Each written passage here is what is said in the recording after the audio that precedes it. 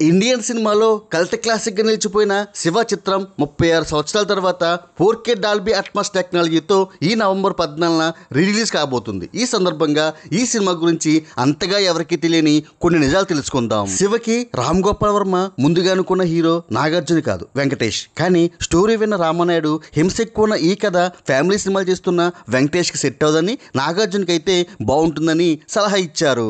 రామ్ గోపాల్ వర్మ ఈ సినిమా కథ రాసుకునేటప్పుడు హీరో పాత్రకు భవానీ అని, విలన్ పాత్రకు శివ అని పేరు పెట్టాడు. కానీ నాగార్జున సజెషన్తో హీరో పాత్రకు శివ అని, విలన్ పాత్రకు భవానీ అని పేర్లు మార్చాడు. శివ సినిమాలో ఐకానిక్ సైకిల్ చైన్ ఫైట్ దేశం మొత్తం మీద యువతపై ఎంతో ప్రభావం చూపించింది. ఈ సినిమాలో వాడిన సైకిల్ చైన్ ఇప్పటికీ హీరో జేడి చక్రవర్తి దగ్గర భద్రంగా ఉంది. అలానే జేడి పాత్రకి ముందుగా అనుకున్న పేరు చక్రవర్తి కాదు, సాయి కుమార్. కానీ ఆ పాత్ర చక్రవర్తిని వరించి చక్రవర్తి పేరుని జేడి చక్రవర్తిగా మార్చేసింది. అంతేకాకుండా శివకి వార్నింగ్ ఇచ్చే గణేష్ పాత్రకి ముందుగా మోహన్ బాబును సజెస్ట్ చేశారు నిర్మాత వెంకటక్కినేని. కానీ వర్మ ప్రతిపాదనని నాకు యాక్టర్ కాదు పాత్రే కనిపించాలని సున్నితంగా తిరస్కరించాడు. నాగార్జునకి సోదరుడైన వెంకటక్కినేని భవానీ క్లయింట్ గా ఒక సన్నివేశంలో కనిపిస్తాడు. ఆ పాత్రకి వర్మకి అసిస్టెంట్ డైరెక్టర్ గా పనిచేసిన దర్శకుడు శివనాగేశ్వరరావు డబ్బింగ్ చెప్పడం విశేషం. శివని హిందీలో రీమేక్ చేసినప్పుడు డైరెక్టర్ పూరి జగన్నాథ్ శివ మిత్ర బృందంలో ఒక మిత్రుడిగా కనిపించాడు. తెలుగు వెర్షన్ లో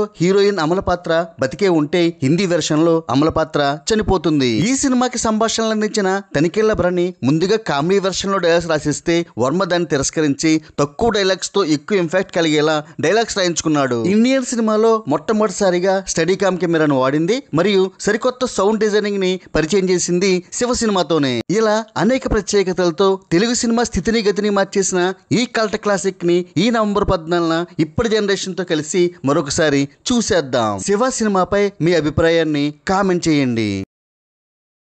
like, share and subscribe cine master.